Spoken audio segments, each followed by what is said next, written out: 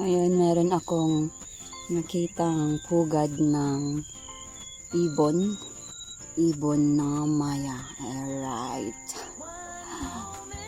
Ayun o. Andun yung nest. Tingnan natin.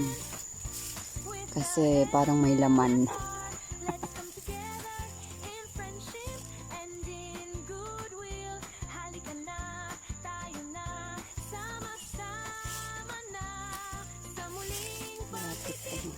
Lapit ko guys para makita niyo.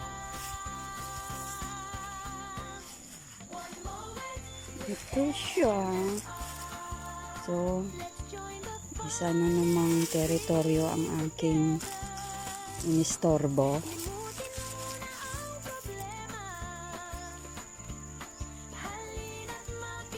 Tingnan natin.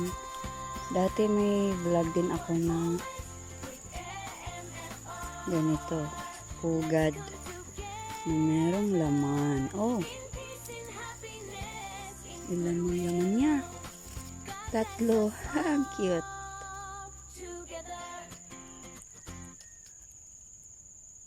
Alright. Hindi na ito babalikan ng inahin kasi nagalaw ko na.